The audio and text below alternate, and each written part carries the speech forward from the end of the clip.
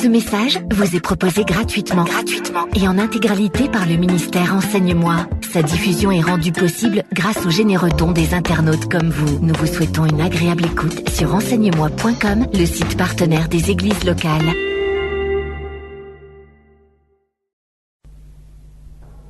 Parle-nous encore, ô Dieu. Parle-nous encore à cette heure. Nous avons besoin d'entendre ta voix, tes instructions. Nous ne sommes pas encore au ciel. Nous ne sommes pas encore en ta présence. C'est encore le combat et la lutte. C'est encore les tentations et les chutes. C'est encore la grâce qui nous relève. C'est encore ta main qui s'étend jusqu'à nous. Nous avons besoin de cette main. Nous avons besoin de cette assistance. Nous avons besoin de ces instructions. Parle, ô Dieu. Tu ne te feras pas de statue, ni de représentation quelconque de ce qui est en haut dans le ciel, ou de ce qui est en bas sur la terre, et de ce qui est dans les cieux plus bas que la terre. Tu ne te prosterneras pas devant elles, et tu ne leur rendras pas de culte, car moi, l'Éternel, ton Dieu, je suis un Dieu jaloux qui punit la faute des pères sur les fils, jusqu'à la 3e et à la 4e génération de ceux qui me haïssent, et qui usent de bienveillance jusqu'à 1000 générations envers ceux qui m'aiment et qui gardent mes commandements. Nous lirons dans Romains chapitre 1, verset 18, chapitre 1, verset 18, ensuite 22 jusqu'à la fin. La colère de Dieu se révèle du ciel contre toute impiété et toute injustice des hommes qui retiennent injustement la vérité. Verset 22.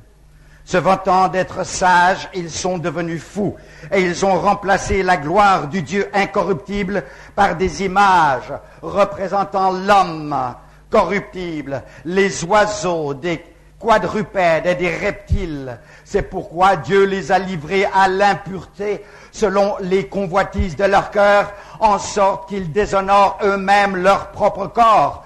Eux qui ont remplacé la vérité de Dieu par le mensonge, qui ont remplacé la vérité de Dieu par le mensonge, et qui ont adoré et servi la créature au lieu du Créateur, qui est béni éternellement. Amen. C'est pourquoi Dieu les a livrés, conséquence de l'idolâtrie, conséquence du changement du plan de Dieu et de l'idolâtrie, d'adorer la créature plutôt que le Créateur. Conséquence, Dieu les a livrés à des passions déshonorables.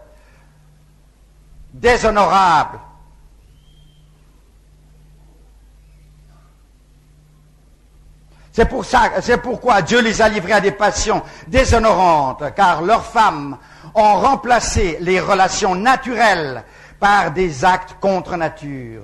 Et de même, les hommes abandonnant les relations naturelles avec la femme se sont enflammés dans leurs désirs les uns pour les autres. Ils commettent l'infamie, homme avec homme, et reçoivent en eux-mêmes le salaire que mérite leur égarement. Comme ils n'ont pas jugé bon d'avoir la connaissance de Dieu, Dieu les a livrés à une mentalité réprouvée pour commettre des choses indignes. Ils sont remplis de toute espèce d'injustice, de méchanceté, de cupidité, de perfidie, pleins d'envie, de meurtre, de discorde, de fraude, de vice, rapporteurs, médisants, impies, emportés, orgueilleux, fanfarons, ingénieux au mal, rebelles à leurs parents, sans intelligence, sans loyauté, sans affection, sans indulgence, mais sans pitié.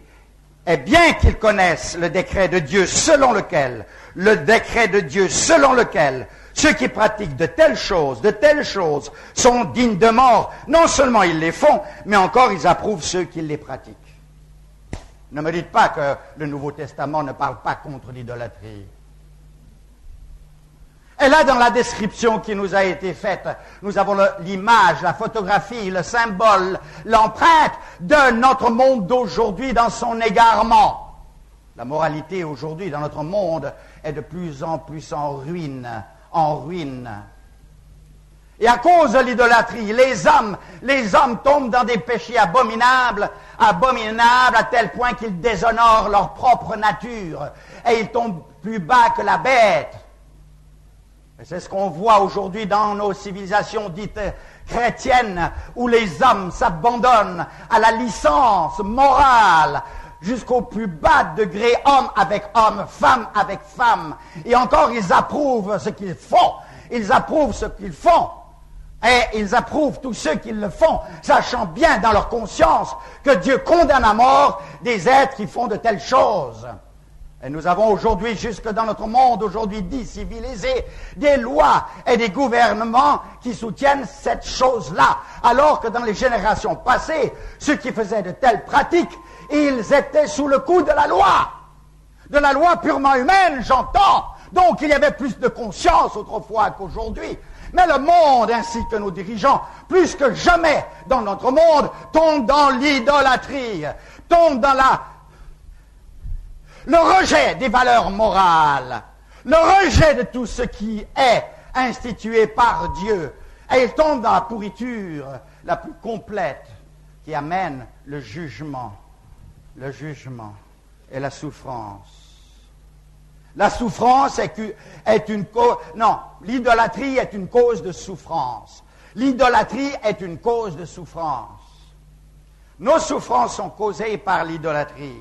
L'homme, dans son aveuglement, a voulu abaisser Dieu à son niveau en se fabriquant des dieux de sa propre main, des dieux richesses, des dieux bien matériels, des dieux convoitises de la chair, des dieux qui leur permettent de faire tout ce qu'ils veulent, des dieux de coutume, des dieux de tradition humaine, des dieux de famille, des dieux d'affaires, des dieux de commerce qui avaient été personnalisés dans le temps des Grecs et des Romains, il y a bien longtemps, dans des statues que nous avons, que nous connaissons, et dans des dieux que nous connaissons, et qui ont franchi les siècles, parce que si aujourd'hui on a oublié leur nom, on n'a pas oublié leur pratique, et nous sommes tombés plus bas qu'eux. Lisez l'histoire dans la civilisation romaine, comment la civilisation romaine, avec tous ses dieux, et ses statues, et ses idoles, a terminé. Elle a terminé par une licence générale, par une dégradation morale terrible, et cette dégradation morale et la dégradation de la famille a fait que la civilisation même romaine, aussi puissante soit-elle, est tombée en ruine. Et dès l'instant où nous devenons la même chose, des homosexuels, des lesbiennes, des débauchés moraux, avec tant de femmes autour de nous et dans notre lit, eh bien, et que nous méprisons la famille et les enfants et la cellule familiale telle que Dieu l'a voulu, notre civilisation va se détruire et se dégrader complètement. Il y a même des pays où il est interdit de prêcher comme je prêche ici. Parce qu'on prêcherait contre certaines lois de soi-disant tolérance. Pouvons-nous tolérer le péché, la dégradation de la société, la destruction de la famille, les enfants qui n'ont plus de parents, les hommes et les femmes qui sont rongés par le sida et qui s'en vont mourir cachés dans un coin à cause de leur débauche morale? Je ne parle pas de ceux qui ont eu le sida par transfusion de sang. Je ne parle pas de ceux qui ont eu le sida à cause d'injections avec des aiguilles infectées, comme ceci se fait dans certains endroits sans faire attention et prendre les précautions voulues. Mais je parle des débauchés sur tous les plans. C'est le résultat de l'idolâtrie et de rien d'autre que de l'idolâtrie, frères et sœurs. Durant des siècles, nous avons essayé de ramener les choses éternelles. Nous avons essayé de ramener la majesté divine au niveau humain en les rendant semblables à nous, en les rendant aussi vils que nous, aussi fourbes que nous, aussi vains que nous, aussi cupides que nous. Voilà ce que nous avons essayé, d'amener la majesté divine à notre niveau et l'obliger de faire comme nous voulons. Et avoir l'approbation avec notre péché, avec notre mensonge, avec notre saleté morale. Et les dieux que nous avons créés, nous pouvons le voir dans l'histoire des Grecs et des Romains, ce sont des dieux licencieux.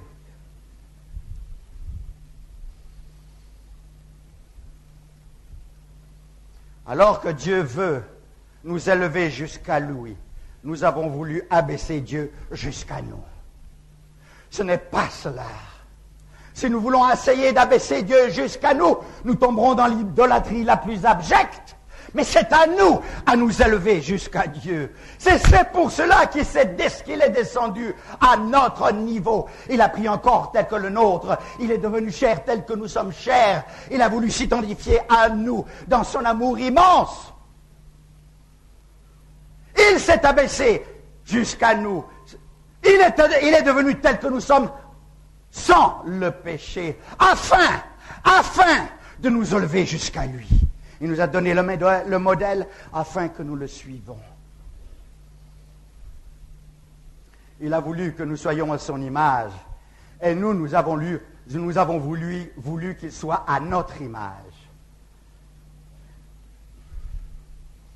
Nous avons essayé de rendre Dieu à notre image et de l'abaisser à notre niveau. Et notre logique et notre raisonnement rationnel. Nous voulons rationaliser Dieu. Nous voulons tout expliquer de Dieu. Nous voulons savoir et l'éprouver dans un laboratoire avec une éprouvette. Voilà ce que nous voulons faire. Sottise! Nous avons voulu le contrôler ses actions. Nous avons voulu prévoir ce qu'il vous veut faire, prévoir son programme. Ça ne marche pas ainsi. Ça ne marche pas ainsi. Quel Dieu avons-nous? Et la question, c'est celle-là que j'aimerais vous poser en ce dimanche matin. Quel Dieu avons-nous? Nous allons prendre la communion dans quelques instants, mais ne prenez pas cette communion alors que vous avez un faux Dieu dans votre cœur, un faux Dieu que vous servez, un Dieu idole que vous chérissez quelque part dans un coin caché et sombre de votre cœur. Vous n'avez pas ouvert toutes les portes de votre cœur afin que le Seigneur et le Saint-Esprit y aient accès. Il y a encore des portes secrètes. Eh bien, vous n'aurez pas de victoire ni de vie si vous gardez une porte secrète. Quel Dieu avons-nous ce matin? Lorsque nous prendrons la communion dans quelques instants, nous prendrons cette communion parce que nous voulons exprimer au vrai Dieu que nous adorons, que nous l'aimons et que nous voulons marcher selon ses traces. Mais si nous avons d'autres dieux dans le cœur, nous sommes des menteurs et nous prenons un jugement contre nous-mêmes. C'est pour cela que chacun s'éprouve soi-même. Le Dieu vivant que nous prétendons servir au milieu de tant de dieux, lequel avons-nous? Bien sûr, celui que nous prétendons servir a été tellement dilué souvent, a été tellement amoindri, a été tellement affaibli, déformé, disséqué, expliqué. Oh, nous sommes intelligents. Et nous passerons des heures dans des classes de théologie pour écouter ce que le professeur a à dire de Dieu selon son intelligence et sa pensée. Frères et sœurs, c'est insuffisant. Il faut le rencontrer, ce Dieu, et il faut le posséder dans son cœur. On pourra écouter 1000 séminaires sur Dieu et être pourtant perdu. 1000 séminaires sur sa personne et être pourtant perdu. Je ne suis pas là pour vous l'expliquer, mais je suis là pour le prêcher. Et je suis là pour vous dire, je crois en lui. Et je voudrais qu'il puisse s'exprimer à travers cette faible vie. Oui, nous avons tellement dilué Dieu aujourd'hui. Il est devenu tellement tolérant vis-à-vis du péché qu'il n'est plus ce que la Bible nous fait voir de son caractère et de sa personne. Il est différent de celui de la Bible. Donc, ce n'est plus lui alors que nous servons, mais c'est un faux Dieu auquel nous avons mis une étiquette du vrai Dieu. Tellement d'hommes et de femmes ont mis une étiquette du vrai Dieu à un personnage qu'ils se sont fabriqués, tolérant, qui les laisse pécher, tellement plein d'amour qu'il ne jugera jamais. On finira bien être sauvé. Dieu ne veut pas nous jeter tous en enfer. Il est amour. Ah oui, il est amour, mais il est saint, il est juste, et il pourvoit pour le chemin de la vie. Et celui qui le refuse, il tombera sur le jugement. Bien souvent, dans nos institutions ecclésiastiques, nous avons essayé de défendre et de préserver Dieu, de le rendre moins offensif, plus accommodant envers notre culture et notre façon de vivre. Nous avons voulu l'adapter à notre façon de comprendre et de vivre. Le Christ Jésus de la crèche à Bethléem, le Jésus qui guérissait les malades, le Jésus qui chassait les démons, le Jésus qui fermait la bouche devant ses ennemis et qui priait pour ses ennemis, est bien plus facile d'accepter et de suivre que le Jésus qui se trouve là à Jérusalem et qui rentre dans le temple et renverse les tables des changeurs et qui renverse les sièges de ceux qui font du commerce dans la maison de Dieu. Celui-là, il est plus difficile à accepter. Qui, avec des cordes à la main, chasse tous ceux qui vendent et qui se procurent un gain, une richesse personnelle, un avantage matériel avec les choses sacrées, avec les choses saintes, dans un lieu saint, dans un environnement saint, faisant du commerce avec les choses de Dieu. Nous trouvons cela dans Matthieu, Marc, Luc. Les trois évangiles nous rapportent la colère de Jésus lorsqu'il était rentré à Jérusalem et que, en rentrant à Jérusalem, tout le monde a chanté Hosanna, celui qui vient au nom du Seigneur, et qui, avec des palmes, l'acclamait. Les petits enfants. Il est entré directement au temple et là, il a pris une sainte colère. Mais Jésus n'a pas fait cela qu'une fois, il a fait ça 2 fois. La première fois, nous le trouvons seulement enregistré dans l'évangile de Jean, au chapitre 2, au verset 5. Il a pris une corde et il est allé à travers les commerçants, à travers les vendeurs de brebis et de bœufs et de taureaux, à travers les vendeurs de colombes, à travers les échangeurs d'argent, avec un fouet, et il a dit: vous faites de ma maison une maison de trafic. Vous faites de ma maison une maison de voleurs. Une maison de voleurs. Pourquoi? Eh bien parce que, d'abord, il a vu que tous ces gens-là travaillaient pour leur propre ventre et qu'ils jouissaient d'un bénéfice exagéré.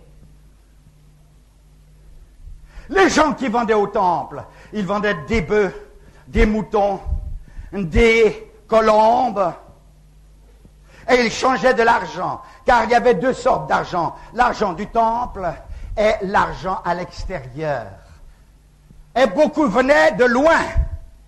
Ils venaient de loin, ils voulaient offrir des sacrifices. La route était trop longue pour amener un bœuf ou une brebis pour être sacrifié. La route était trop longue, alors ils prenaient leur argent et ensuite ils rechangeaient l'argent. Mais le change était excessif. Le bénéfice était excessif. Et ensuite, le prix qui était donné pour ce sacrifice était au-delà du normal. Et ensuite, ça se faisait à l'intérieur de la cour du temple. Jésus a dit non. Non seulement il l'a fait une fois, mais il l'a fait 2 fois. Si Jésus a pris le fouet pour chasser tous ces trafiquants, c'est qu'il a vu entrer dans sa maison un faux Dieu. Sa maison devenir un lieu de lucre, un lieu de trafic pour des revenus personnels avec les choses de Dieu. Et Jésus a dit non. Ne faites pas de ma maison une maison de trafic. Ma maison est devenue une caverne de voleurs. Si Jésus a dit ça, c'est qu'il y avait des voleurs qui étaient là. Et ces trafiquants étaient des voleurs. Et ils ne pensaient qu'à leur propre ventre.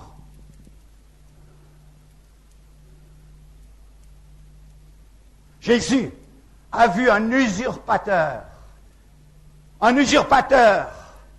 entrer dans son temple. Voilà ce qu'il a vu. Il a vu le Dieu du commerce, le Dieu du lucre, Le Dieu de la cupidité rentré dans son temple. Le Dieu de gain illicite dans sa maison. Le rejet du sacré. Le profane venir dans sa maison. Frères et sœurs, avons-nous un sens des choses sacrées? Nous sommes tellement vulgaires aujourd'hui et sans respect avec les choses de Dieu. Oui, je le dis bien. Et ceci le met en colère. Plus le sens du sacré. On fait n'importe quoi dans la maison de Dieu. On trafique, même par derrière. On vient à l'église avec son petit commerce dans le coin. Et quelque part là-bas dans le coin de parking, on veut vendre ses pagnes, on veut vendre ses affaires, on veut avoir son profit, on veut vendre ses produits de beauté. Eh bien non! Vous ne venez pas au culte pour trouver des clients. Vous ne venez pas au culte pour trouver de l'argent pour votre gain personnel. Vous ne venez pas au culte pour avoir un bénéfice en aucune façon. Vous venez à l'église pour avoir un bénéfice. Sortez!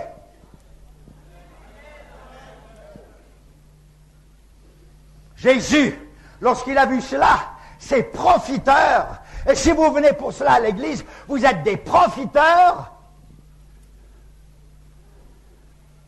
Quand il a vu cela, il a pris une corde et il a tapé à gauche, à droite. Jésus, Jésus, Jésus, tu as béni les enfants, tu as aidé les malheureux, tu as supporté les coups, tu n'as jamais dit aucune parole quand on te tapait, on disait du mal de toi, tu as enduré, mais il a dit là, je n'endure pas. Je ne veux pas que ma maison devienne une maison de trafic et une caverne de voleurs. Je connais les bénéfices que vous faites. Vous doublez le prix de ce que vous avez acheté. On va trouver des clients à l'église. Les chrétiens, ce sont des naïfs.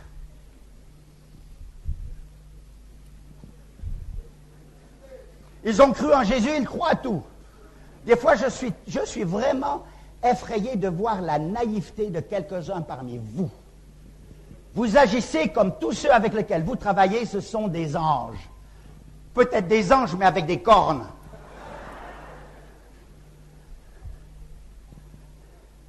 Vous prêtez de l'argent, l'autre vous dit, je te le rendrai, mon frère.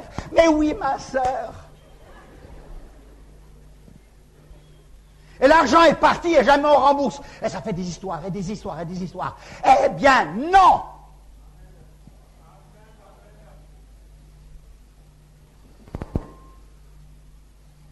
La colère a pris Jésus. La colère a pris Jésus. Il a vu cet usurpateur rentrer. Cela, je ne l'admettrai pas, dit Jésus. Vous faites de ma maison une maison de trafic, une caverne de voleurs, l'église de Christ, un lieu de lucre, l'église de Christ, un lieu de convoitise, l'église de Christ, un lieu de gain illicite. Le rejet du sacré pour le vil, l'utilisation des choses saintes à son bénéfice, pour un gain personnel, un trafic d'âmes. Je dis bien. Un trafic d'âmes, une manipulation de l'argent de l'Église pour son bénéfice propre. Combien de fois n'avons-nous pas vu dans l'Église des hommes qui ont le contrôle de la caisse, qui prennent de leur propre autorité l'argent de la caisse pour acheter un terrain, personne ne le sait, vous m'entendez? Pour acheter un appartement, personne ne le sait. Pour mettre en valeur, soi-disant pour l'Église, je le dis bien. Parce que quand il voit que ça marche, il met ça dans la poche et ne dit rien. Mais quand il y a le contrôle, dehors! Dehors! C'est la raison pour laquelle ici nous avons mis des gens dehors. Vous m'entendez? Ceux qui géraient quelque part. Nous avons mis ces gens dehors, car ça ne peut être dans la maison de Dieu. On ne peut manipuler la caisse de l'Église. On ne peut manipuler l'argent de l'Église. Pourquoi? C'est sacré. Sachez que chaque franc que vous donnez, dans les offrandes et dans les dîmes, Ceci doit être considéré, vous m'entendez mes frères, vous tous, ceci doit être considéré comme sacré. Pourquoi? Cette personne le donne dans la maison de Dieu, elle le donne avec sacrifice. Les salaires sont si petits. Ils donnent leurs dîmes, c'est si petit. Ils donnent leurs offrandes, ils en ont besoin. Ils en ont besoin. C'est pas parce qu'ils ont de trop. La pipe de la veuve. Si quelqu'un avait pris la pipe de cette veuve qui a donné cette petite pièce dans l'offrande de la caisse du temple en ce jour-là, lorsqu'il l'a remarqué, si quelqu'un l'avait mis dans sa poche, croyez-moi, sa colère aurait été terrible. C'est pour cela l'argent de l'Église doit être géré scrupuleusement pour la gloire de Dieu. Ceux qui travaillent dans l'Église ont droit à leur salaire. Ce salaire est le sang, est le sacrifice de ceux qui écoutent la parole de Dieu.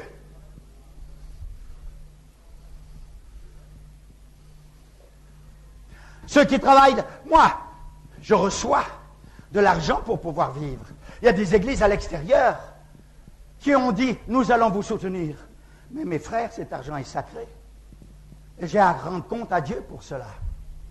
La même chose que chacun de nous ici. Et nous ne pouvons facilement donner n'importe comment l'argent de l'Église pour n'importe quoi. C'est de l'argent sacré.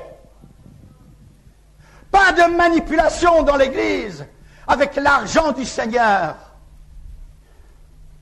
Pas de pseudo-investissement et achat de choses qui, soi-disant, vont produire. Est-ce que ça va produire? Je n'ai jamais vu que ça produise vraiment bien quand la bénédiction de Dieu n'y est pas. Transparence? Non. Personne ne travaille pour son propre bénéfice personnel dans l'Église. Non. Il y a des marchés pour cela. Et tous les hommes ont le droit d'acheter et de vendre honnêtement pour procurer aux autres ce dont ils ont besoin et en tirer un profit raisonnable. Ce n'est pas contre la volonté de Dieu. Mais pas dans la maison de Dieu, avec ce qui doit être considéré comme sacré. Pas de trafic avec le salut. Pas de trafic avec la guérison divine. Pas de trafic avec les dons spirituels. Pas de trafic avec la prophétie ou la révélation ou le discernement spirituel. Pas de trafic avec un don que Dieu vous aurait donné à chercher, à en tirer un profit. C'est la raison, je le répète, c'est la raison pour laquelle les dons spirituels, s'ils sont manifestés authentiquement, doivent être manifestés dans l'Église et non pas en privé à la maison. Pourquoi? Parce que la parole de Dieu nous dit que l'esprit des prophètes est soumis aux prophètes. Les uns parlent, les autres écoutent et jugent, et jugent, et jugent. Il y a des gens qui vous diront toujours, oh, il ne faut pas juger, il ne faut pas juger. Quelle blague! Comment? Dans quel motif vous jugez? Dieu a dit que quand on prophétise, lisez dans le Nouveau Testament, et il y a une grande différence entre la prophétie de l'Ancien Testament et celle du Nouveau Testament. L'Ancien Testament, il n'avait pas la révélation que nous avons, mais nous avons la révélation. Tout a été donné. Tout est dans sa parole. Et si Dieu veut dire quelque chose, ce sera toujours en accord avec sa parole. Si vous entendez quelque chose qui est en désaccord avec cette parole, c'est du diable. Ou alors l'invention de quelqu'un qui veut se faire passer pour un prophète, entre guillemets. Sachez, frères et sœurs, qu'il n'y a pas de titre de prophète. Ce n'est pas un titre. Et personne n'a le droit de se présenter comme prophète.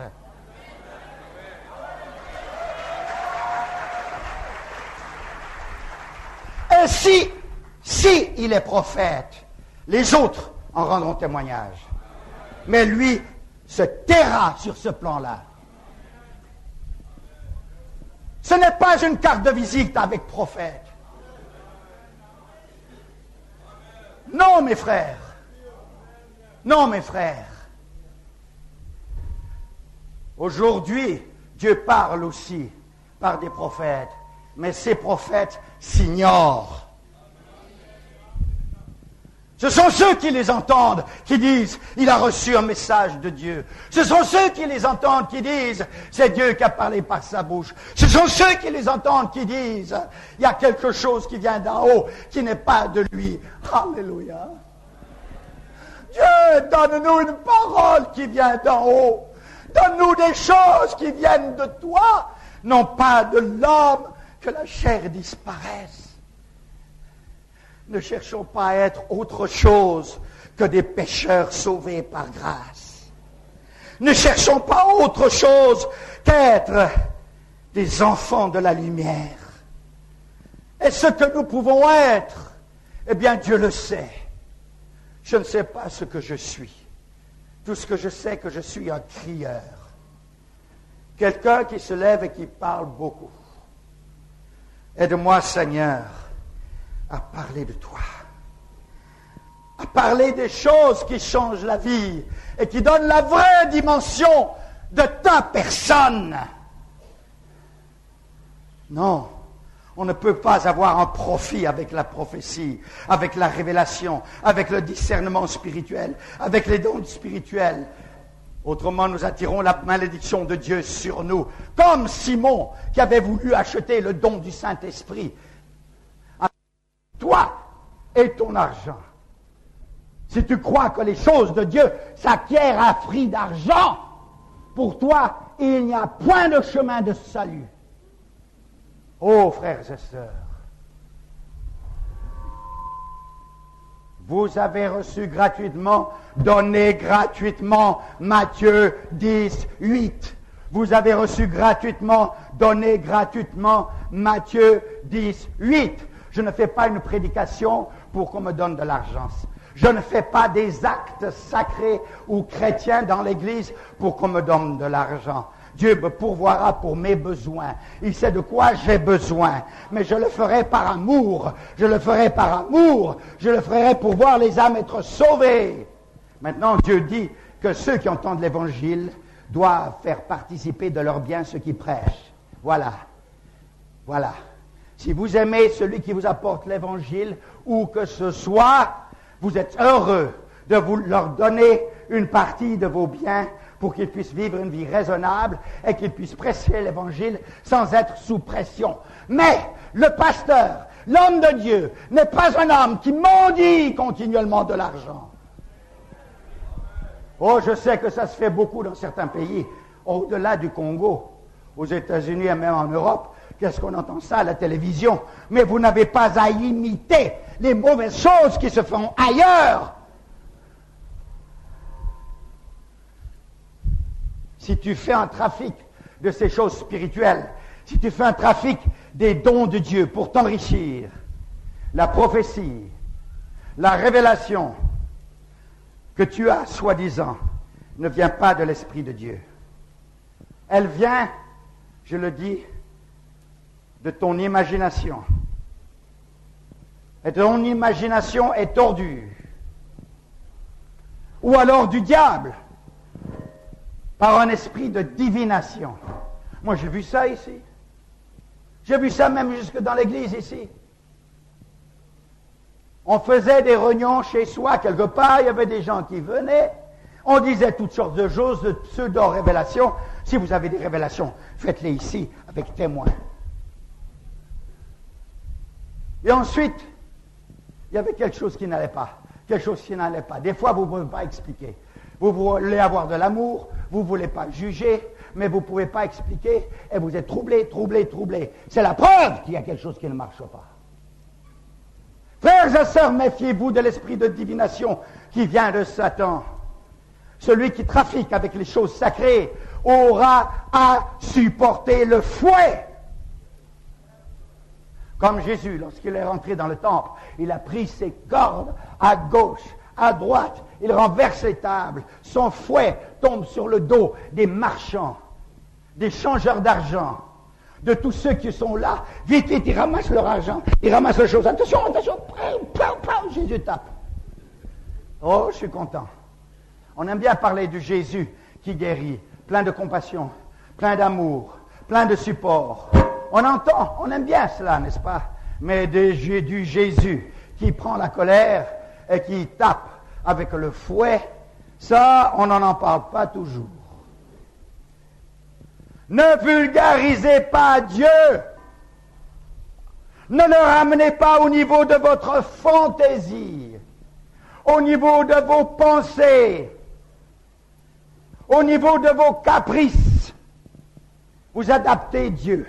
Alors vous fabriquez une révélation que soi-disant, voilà, Dieu m'a révélé, Dieu m'a parlé, Dieu m'a parlé, Dieu m'a révélé. Oh, aïe, aïe, je suis fatigué d'entendre ça. Pour moi, ça ne dit rien. Je suis devenu aujourd'hui très sceptique.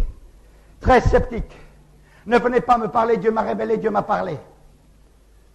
Venez me parler de ce que vous avez dans le cœur de faire. Et si c'est Dieu, je le verrai. Mais vouloir obliger tout le monde à se plier à sa volonté en disant Dieu me l'a dit, Dieu me l'a révélé, je m'en méfie. Nous n'avons pas besoin d'être manipulés aujourd'hui. Dieu nous a appelés à la liberté. Alors, agissons comme des hommes libres. Et si Dieu nous parle, gardons le secret dans nos cœurs et agissons. Ne vulgarisez pas Dieu. Ne le ramenez pas au niveau de votre fantaisie et de vos caprices, ou même de votre convoitise et de votre cupidité, pour un gain sordide, en abusant de la crédibilité des autres, de la naïveté des autres et des ignorants, et des simples, en exploitant leur crédibilité. C'est ce qu'on voit aujourd'hui. Ça me fait mal au ventre et ça me fait pitié. La manipulation des autres, à cause de leur ignorance, à cause de leur simplicité, à cause de ce que ils sont des petits enfants aux yeux de Dieu. Ils cherchent Dieu, bien sûr, mais ils ont beaucoup à apprendre. Et ils croient tout ce qu'on leur raconte. Oui, il y a la soif pour l'évangile ici. Et c'est comme je l'ai dit bien souvent, si quelqu'un se place au marché central et qu'il se mette sur la tête, les pieds en l'air, et qu'il prêche comme ça, et qu'il dise aux gens, si vous voulez rentrer dans le royaume des cieux, il faut faire cela, il aura des adhérents. Mais chacun de ces manipulateurs auront un rencontre devant Dieu. Si vous le faites, Jésus prendra le fouet contre vous. Pas de faux Dieu dans sa maison. Ou alors, ce n'est pas sa maison. Il en est sorti depuis longtemps parce qu'il ne pouvait plus y tenir. Dans sa maison, on ne commet pas adultère. Dans sa maison, ceux qui la dirigent ne sont pas des hommes qui divorcent leur femme pour en marier une autre. Dans sa maison, il n'a pas de manipulateur des foules. Dans sa maison, il cherche des hommes et des femmes décidés à marcher dans la vérité et la sainteté. Et ceux qui dirigent, d'une façon ou d'une autre, sont des exemples. Oh Dieu, aide-moi à être un exemple. Seigneur, je sais que je ne suis pas encore parfait, mais je cours vers cette perfection. Et je te la demande de plus en plus. Mais je suis dans un corps de chair, et ce corps de chair est faillible. Et je sais que je faillis, Seigneur. Mais mon Dieu, grandis dans mon cœur et dans ma vie, afin que je sois un exemple. Comme disait Paul, suivez-moi comme moi je suis Christ. Seigneur Jésus, je sais que les masses de ce monde aujourd'hui cherchent des exemples, cherchent quelque chose à suivre. Seigneur, et qu'ils regardent à leur prochain pour cet exemple. Et c'est ça que tu veux que nous soyons. Mais Seigneur, que nous soyons des exemples qui ne soient pas des manipulateurs ou des trompeurs, mais que ce soit des exemples, que nous soyons des exemples dignes de suivre. Pourquoi? Non pas à cause de nous-mêmes, mais à cause de toi qui es en nous. Que ceux qui nous entourent puissent voir Jésus en nous. Père, c'est notre prière. Et devant toi, et devant ta majesté, nous nous humilions et nous nous abaissons, car nous savons que toi seul, tu es digne. Et il n'y en a point d'autre que toi. Jésus est-il dans ta maison? dans cette maison où tu pries, dans cette maison où tu adores, dans cette maison où tu chantes des cantiques?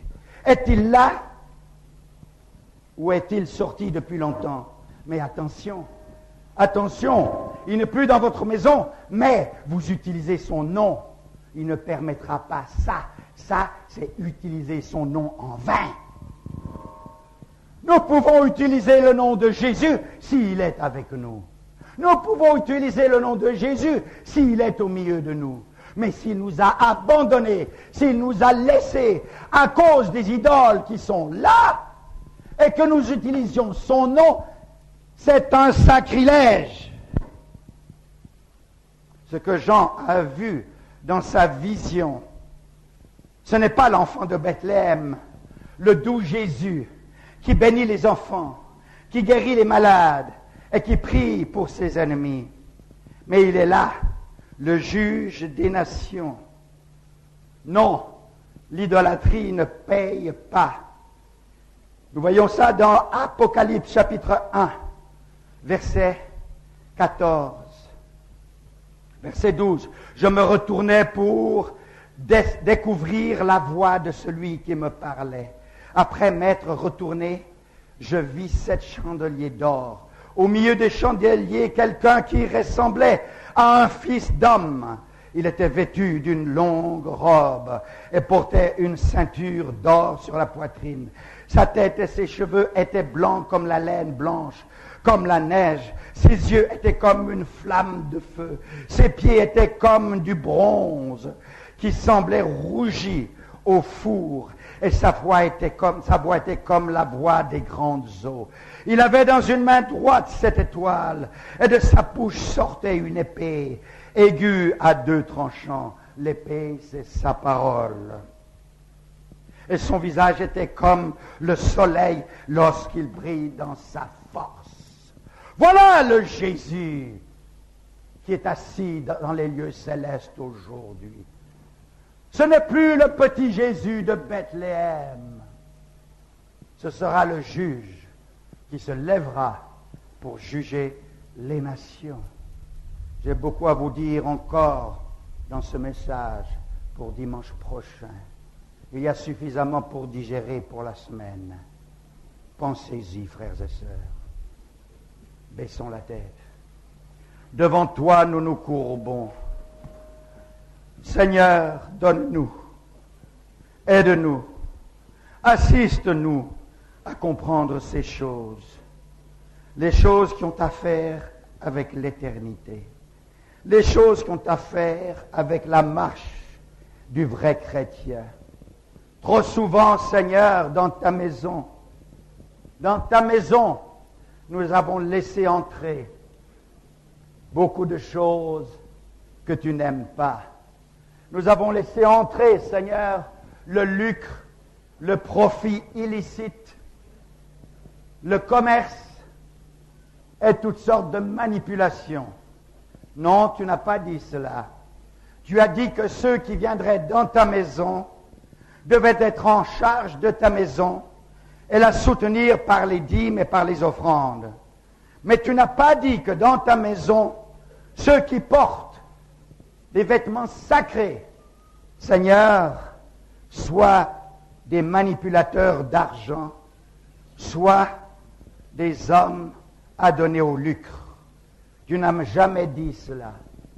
Seigneur mon Dieu, aide-nous à comprendre ces principes. Nous pouvons être bien plus riches en t'obéissant qu'en cherchant à manipuler, Seigneur, pour avoir des fonds, de l'argent, des profits, et bien souvent tenter de mettre ça dans notre poche. Aide-nous, Seigneur, à ne pas faire le trafic avec les choses saintes, avec les dons sacrés que tu as donnés à ton Église. Maintenant, nous allons prendre cette communion, Seigneur. Donne-nous de réfléchir. Donne-nous d'être sérieux. Frères et sœurs, si nous avons quelque idole dans notre cœur que nous chérissons, des idoles que lui ne veut pas voir dans le temple de notre cœur, abstenons-nous de prendre cette communion. Lui on ne peut pas le tromper. Jugeons-nous nous-mêmes, et si véritablement nous sommes en communion avec lui, dans son Église, et que nous marchons en nouveauté de vie, alors, par grâce, toujours par grâce, nous prenons cette communion en nous souvenant du sacrifice, de son sang qu'il a versé pour nous sauver et nous transformer. Pas de trafic avec les choses saintes. Dans la nuit où il fut livré, Jésus prit du pain. Il le rompit et il le leur donna. Et il leur dit, « Ceci est mon corps qui est brisé pour vous. » Nous espérons que vous avez été bénis par ce message. Chaque année, le ministère Enseigne-moi a un impact considérable dans la vie de dizaines de milliers de personnes. Avec votre aide, nous continuerons à diffuser la parole de Dieu partout dans le monde. Dès aujourd'hui, devenez vous aussi partenaire du ministère Enseigne-moi en vous connectant sur le site www.association-enseigne-moi.org. www.association-enseigne-moi.org.